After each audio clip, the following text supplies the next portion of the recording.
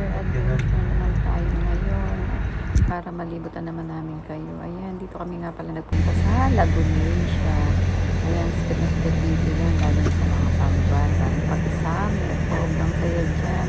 May mga pagkain nandun sa loob dyan, mga sisi, kaya hindi nyo na kailangan magdala kasi may mga prepare food naman sila sa loob. Also, medyo price, pero okay naman kasi mas solid naman din at saka sobrang laki ng lilibutan dyan na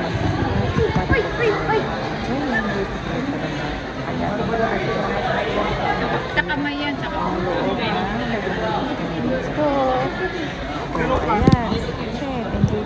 Ariris mo. Isa kami, gusto pumasok. Hindi nakaka-enjoy naman talaga, nakaka-excite pumunta din. Kasi, sobrang luwang ba niya, lalo na sa mga kids, tuwa sila. Pero pampamban kahit adult, mas okay pa rin naman siya, mga mamshi. Kaya tingnan natin, let's go.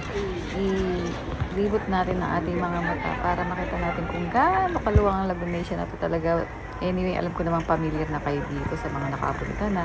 Pero sulit pa rin talaga pagka nagpunta kayo, lalo may grupo kayo or even though kayo pamban lang, mas okay pa rin naman siya. Ayan, may night swimming din nga pala dito mga mamshi. Anyway, iba naman ang price nun.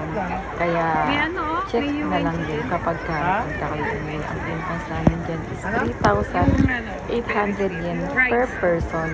Depende siguro kung ganda naman ito. sa night swimming, magkano ang magagastos nyo din. Ayan. Tingnan nyo ang view, mga mi. Napakaganda. Sobrang ma-enjoy talaga kayo. Kaway. At the same time, safe naman din siya sa mga bata kasi marami naman talaga nag-swimming at hindi naman talaga malalim talaga ang partner mga sila like bubble and wave din sa iba pang part ng swimming pool. Meron din yung sasayaw kaya nakikinig yung mga mami.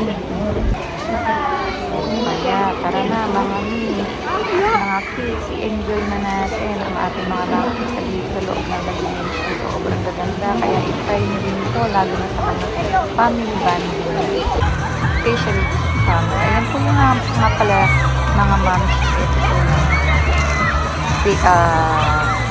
ano naman po ito, shower sa parang ayan, nag-i-strip po yung kanyang mga water. Even po rin kung ganyan sa loob ng part ng ibang part po ng swimming pool. Bubulol na ako. Ayan, try nyo na lang po nito din ng mga mamshi and then nakikita nyo naman po kung anong class